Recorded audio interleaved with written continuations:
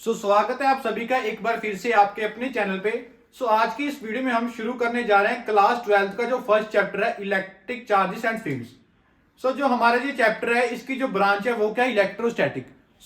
अगर आप पहली बार चैनल पे आए हो तो चैनल को सब्सक्राइब कर देना और वीडियो को अपने फ्रेंड्स के साथ शेयर कर देना। चलिए हम शुरू करते हैं। जो हमारी ब्रांच है वो कौन सी है, इलेक्ट्रोस्टैटिक। सबसे पहले समझते हैं कि जो इलेक्ट्रोस्टैटिक वर्ड है हमारा उसका एक्चुअल में मीनिंग क्या है। देखिए, जो हमारा इलेक्ट्रोस्टैटिक वर्ड है ये बेसिकली कॉम्बिनेशन है दो वर्ड का, इलेक्ट्रो एंड स्टैटिक। जिसमें इलेक्ट्रो का मतलब क्या है, कोई भी हमारा क्या है, चार्ज, और स्टैटिक का मतलब एट रेस्ट। इसका क्या मतलब हुआ कि जब हमारा कोई भी चार्ज रेस्ट पे होगा उसके बारे में हम स्टडी करेंगे कि उस चार्ज की वजह से जो इलेक्ट्रिक फील्ड होगी, इलेक्ट्रिक चार्ज होगा या इलेक्ट्रिक एनर्जी होगी, उस ब्रांच को हम बोलते हैं इलेक्ट्रोस्टैटिक ब्रांच। सबसे पहले हम बात करते हैं कि जो हमारा चार्ज क्या है। देखिए, जो हमारा चार्ज होता है, हमारा चार्ज क्या होता है, it is the intrinsic property of matter. अब देखिए इंट्रिंसिक का एक्चुअली मीनिंग क्या हुआ। इंट्रिंसिक का मतलब कि जो हमारा चार्ज है वो इंडिपेंडेंट होता है कि जो हमारा चार्ज बना कैसे है। मतलब कि बेसिकली जो चार्ज है वो हमारा छोटे छोटे पार्टिकल से बना है जो हम देख नहीं सकते।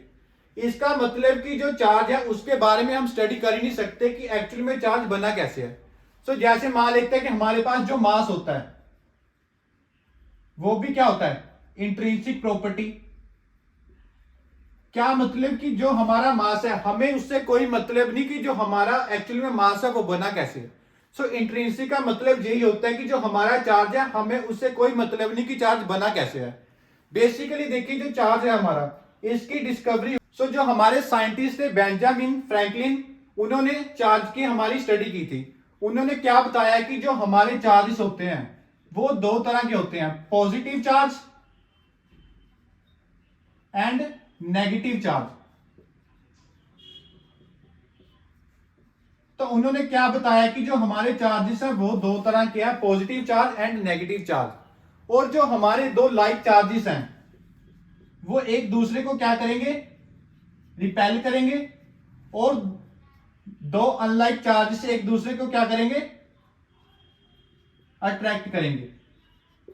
ये हमें बताया था जो हमारे साइंटिस्ट थे, उन्होंने इसकी डिस्कवरी की कि जो चार्जेस हैं वो दो तरह के हैं। देखिए, जो हमारा इलेक्ट्रिक चार्ज होता है इसकी जो एसआई यूनिट है वो क्या होती है, कूलम, जिसको हम डिनोट करते हैं कैपिटल सी से। इसका मतलब कि जो एसआई यूनिट है वो क्या है, इसकी कूलम। और एक बात और कि जो हमारा इलेक्ट्रिक चार्ज है वो कौन सी क्वांटिटी है, scalar quantity. Electric charge is a scalar quantity. चलिए ठीक है, मान लेते हैं कि ये हमारी स्केलर क्वांटिटी है, तो इसका कुछ ना कुछ डायमेंशनल फॉर्मूला भी होगा। देखते हैं इसका डायमेंशनल फॉर्मूला क्या होगा। हमें पता है कि जो हमारा एक्चुअली में करंट होता है वो क्या होता है, क्यू अपॉन टी, जिसमें क्यू क्या होता है, हमारा चार्ज, और टी क्या है इसमें, टाइम, और आई इसमें क्या है, हमारा करंट। देखिए, जब मैं इसमें से क्यू की वैल्यू को निकालूंगा, क्यू की वैल्यू निकालने के बाद मुझे क्या मिलेगा, आई इंटू टी। इसका मतलब कि जो हमारा इसका डायमेंशनल फॉर्मूला हुआ वो क्या होगा, देखिए जो हमारा करंट है ये क्या होता है, हमारा कैपिटल ए, और टाइम क्या होगा, कैपिटल टी। इसका मतलब कि जो इसका डायमेंशनल फॉर्मूला होगा वो क्या होगा, ए टी।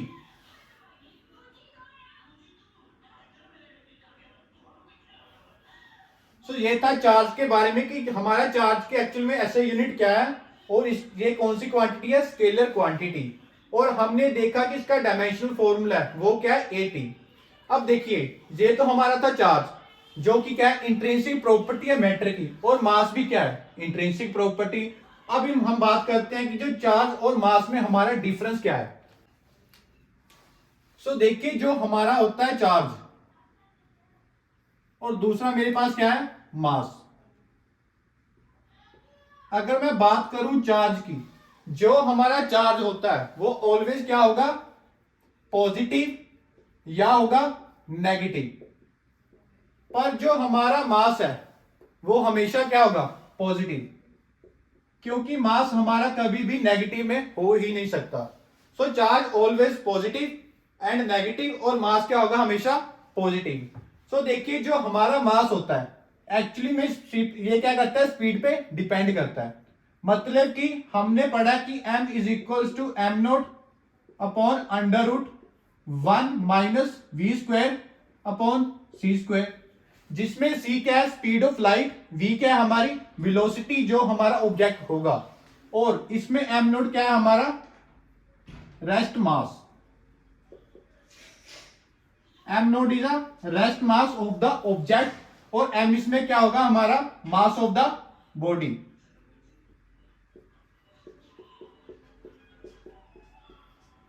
सो इससे हमें क्या पता चलता है कि जो हमारा मास है वो क्या करता है, हमारा डिपेंड करता है किस पे, स्पीड पे। पर अगर हम चार्ज की बात करें, जो हमारा चार्ज होता है वो क्या होता है, इंडिपेंडेंट ऑफ स्पीड।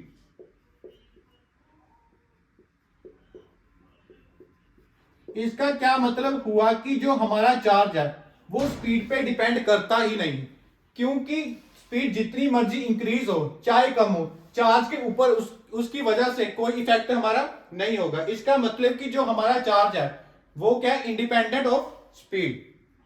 अब एक बात और, कि जो हमारा चार्ज होता है वो एग्जिस्ट करता है मास के साथ। Charge can exist with mass, मतलब कि जो हमारा चार्ज है वो एग्जिस्ट करता है मास के साथ, पर जो हमारा मास होता है इट कैन एग्जिस्ट विदाउट मास, मतलब कि it can exist without charge.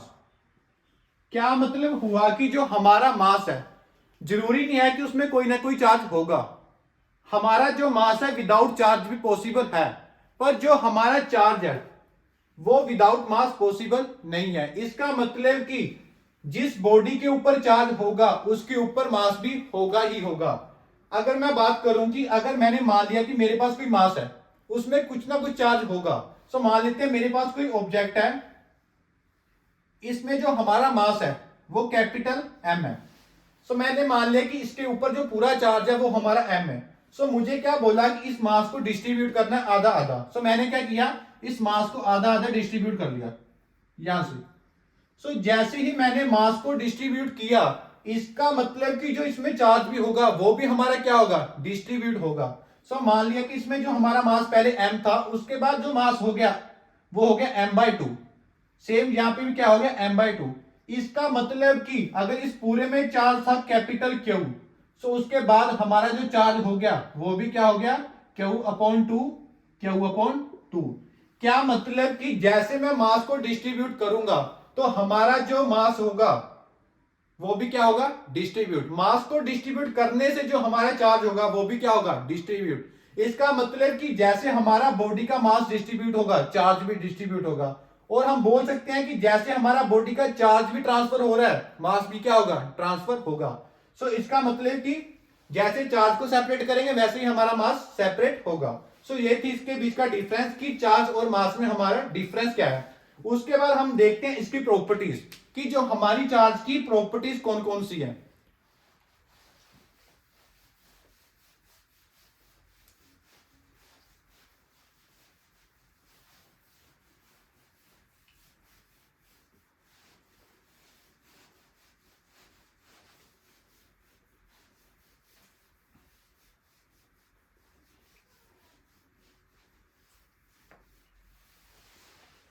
सो अब हम देखते हैं प्रॉपर्टीज ऑफ चार्जेस।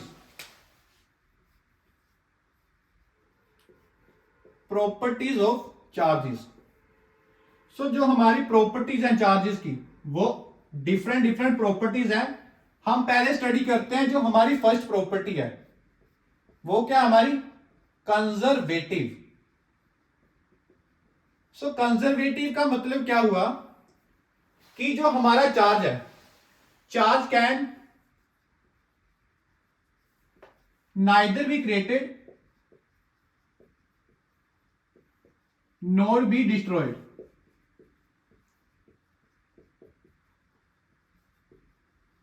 इसका क्या मतलब हुआ कि जो हमारा चार्ज है, ना तो हम उसको बना सकते हैं ना तो हम खत्म कर सकते हैं। क्या करेंगे, उसको हम ट्रांसफर कर सकते हैं एक बॉडी से दूसरी बॉडी में। इट कैन बी ट्रांसफर्ड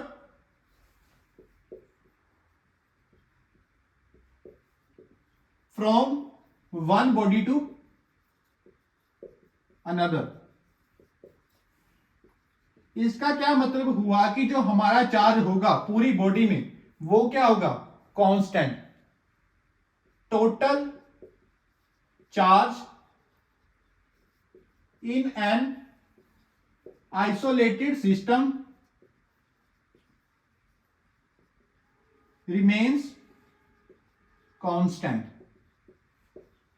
सो जो हमारा चार्ज होगा किसी भी सिस्टम में वो हमेशा कांस्टेंट होगा। जैसे मान लिया कि मेरे पास कोई बॉडी है, उस बॉडी में हमारा चार्ज है +1 कूलम, +2 कूलम और उसी का साथ दिया हुआ है +3 कूलम। तो एक बॉडी मुझे और दे दी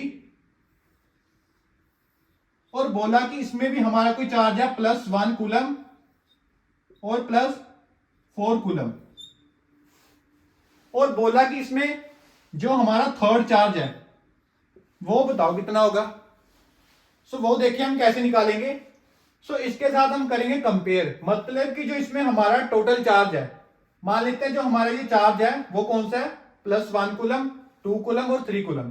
तो देखिए इसमें क्या चार्ज है हमारा, 1 कूलम +2 कूलम +3 कूलम।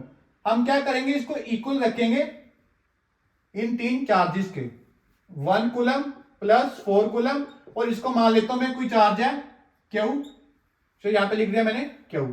अब देखिए अगर मैं इसको ऐड करूंगा सो मुझे क्या मिलेगा, 3 2 1, सो क्या होगा मेरा ये 6 equal to 4 + 1 equal to 5 + q, और 6 - 5 इक्वल टू क्यू, और आंसर मेरे पास क्या आएगा, 1 इक्वल टू क्यू। इसका मतलब कि जो मेरी वैल्यू आई क्यू की वो क्या आई, 1 कूलम। सो ये वाला जो हमारा चार्ज होगा ये क्या होगा, 1 कूलम चार्ज हमारा होगा। सो इसका क्या मतलब हुआ कि जो इसका चार्ज हो गया वो भी क्या हो गया, 1 कूलम।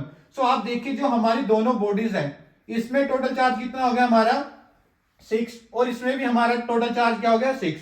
इसका मतलब कि जो हमारा टोटल चार्ज हो गया इस सिस्टम में वो क्या हो गया, कांस्टेंट। सो ना ही हम चार्ज को डिस्ट्रॉय कर सकते हैं और ना ही हम चार्ज को बना सकते हैं। सो इसके बाद देखते हैं इसकी सेकंड प्रॉपर्टी। सो जो हमारी सेकंड प्रॉपर्टी है वो क्या है, क्वांटाइजेशन ऑफ चार्ज।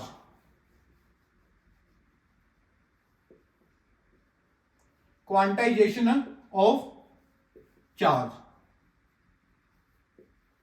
जो हमारी ये प्रॉपर्टी है वो हमें क्या बताती है कि जो हमारा टोटल चार्ज है किसी बॉडी में, total charge in the system is an integral multiple of the fundamental charge। इसका क्या मतलब हुआ कि जो हमारा पूरी बॉडी का चार्ज होगा उसको मैंने मान लिया कि वो क्या है हमारा कैपिटल क्यू, और क्या बोला कि वो हमारा किसके इक्वल होगा, integral multiple of fundamental charge. जो हमारा फंडामेंटल चार्ज होता है वो कौन सा होता है, 1 इलेक्ट्रॉनिक चार्ज। सो यहां पे हम लिखते हैं ±NE। जो हमारा n होगा वो इसमें क्या होगा, कोई भी इंटीजर। इंटीजर का मतलब कि हमारी कोई भी वैल्यू होगी 1 2 3 up to so on n तक। सो इसका क्या मतलब हुआ कि जो हमारी बॉडी में चार्ज होगा वो इंटीजर मल्टीपल होगा। क्या मतलब कि मान लो मेरे पास कोई बॉडी है, उस पे पहले टोटल चार्ज था मेरा 5। सो मैंने क्या किया, उसमें से 1 इलेक्ट्रॉन निकाल लिया। अगर मैं इसमें से 1 इलेक्ट्रॉन निकालूंगा तो देन इसके बाद इसके ऊपर कौन सा चार्ज आएगा, 4 आ जाएगा। इसका मतलब कि मैं इसमें से सिर्फ एक एक करके चार्ज को निकाल सकता हूं, या इसमें से इकट्ठा चार्ज निकालूं 5, पर मैं इसमें फ्रैक्शन में चार्ज नहीं निकाल सकता।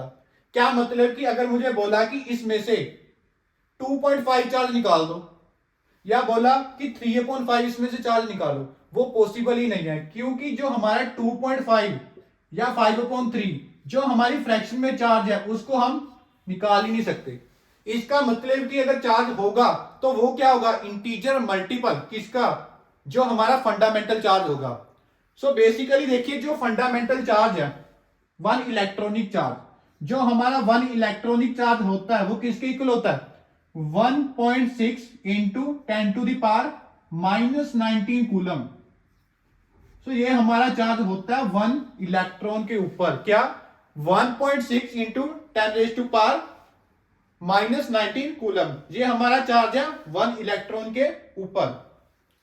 इसका क्या मतलब हुआ कि जो हमारा चार्ज है मिनिमम कितना हो सकता है, सिर्फ वन इलेक्ट्रॉन, इससे ना तो कम हो सकता है, इससे बाद सिर्फ 2 हो सकता है। 1.1 से लेके 1.9 के बीच में हमारा चार्ज एग्जिस्ट ही नहीं करता। इसका मतलब भी कोई भी इंटीजर हो सकता है, इससे कम नहीं होगा। सो मिनिमम जो वैल्यू होगी वो क्या होती है हमारी, वन इलेक्ट्रॉनिक वैल्यू जो होगी वो मिनिमम वैल्यू होगी चार्ज की। सो ये थी हमारी second property, quantization of charge. So इसके बाद देखते हैं हम नेक्स्ट प्रॉपर्टी जो कि है हमारी एडिटिविटी। तो जो हमारी थर्ड प्रॉपर्टी है वो क्या प्रॉपर्टी है हमारी, एडिटिविटी।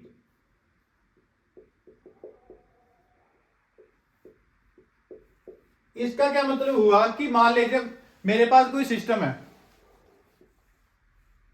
सो इस सिस्टम में मेरे पास चार्जेस हैं Q1, Q2, Q3 और Q4। मुझे क्या बोला कि इस पूरे सिस्टम में, ये पूरे ए सिस्टम में टोटल चार्जेस बताओ कि कितने होंगे। सो देखिए इसको कैसे सॉल्व करेंगे। जो हमारी थर्ड प्रॉपर्टी है एडिटिविटी, ये हमें क्या बताती है कि जो हमारी पूरी बॉडी में चार्ज है, अगर उसमें से हमने टोटल चार्ज निकालना है तो क्या करेंगे, इसका अलजेब्रिक सम। क्या मतलब कि इसका अलजेब्रिक सम, जो हमारे पास अकेला अकेला इंडिविजुअल चार्ज है, इसको हमने क्या कर देना है, algebraic some. Q1 plus Q2 plus Q3 plus Q4।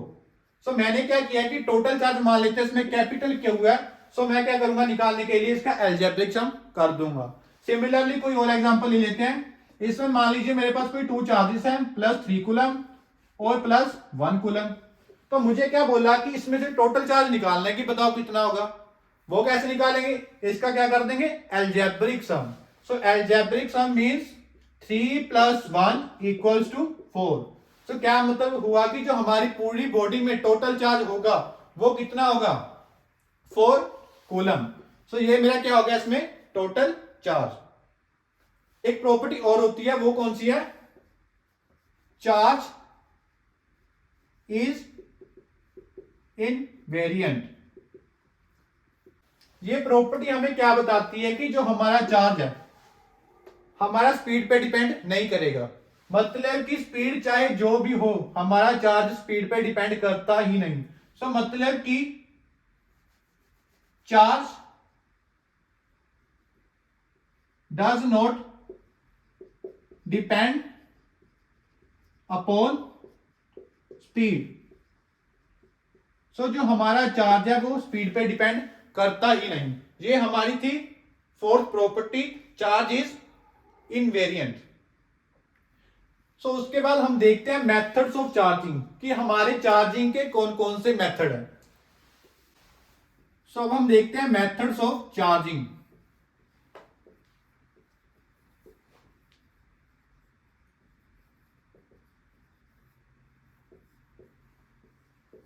So methods of charging में हमारे पास 3 मेथड है चार्जिंग के। जो हमारा फर्स्ट मेथड है वो क्या है, बाय फ्रिक्शन। मतलब कि फ्रिक्शन से हम चार्ज को ट्रांसफर कर सकते हैं एक बॉडी से दूसरी बॉडी में। क्या मतलब हुआ कि मान लेते हैं मेरे पास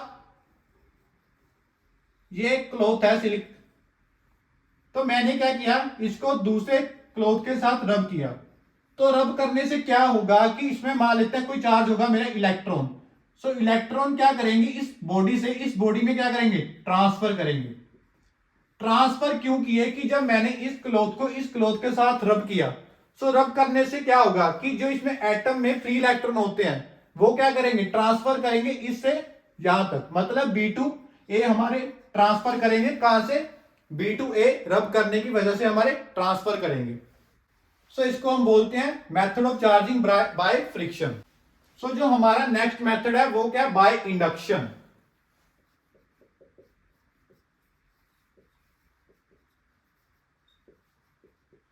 सो देखिए इंडक्शन का क्या मतलब हुआ कि जो हमने चार्ज को ट्रांसफर करना है एक बॉडी से दूसरी बॉडी में, पर कैसे करना है, by the help of induction. Induction का क्या मतलब हुआ कि मान लो मेरे पास कोई बॉडी है, इस बॉडी में मेरे पास पहले कोई भी चार्ज नहीं है, इसका मतलब कि जो मेरी ये बॉडी है ये न्यूट्रल बॉडी है, ठीक है, ये बॉडी क्या है मेरी, न्यूट्रल। सो न्यूट्रल बॉडी का क्या मतलब कि इसमें कोई चार्ज नहीं होगा, बिल्कुल होगा। मतलब कि इसमें equal number of positive charge, equal number of negative charge. So देखिए क्या होगा कि मुझे बोला इसमें कोई भी हम चार्ज कर लेते हैं, मान लेते हैं कि मुझे बोला कि इस पूरी बॉडी में नेगेटिव चार्ज करना है। सो उसके लिए मैं क्या करूंगा, इस न्यूट्रल बॉडी के पास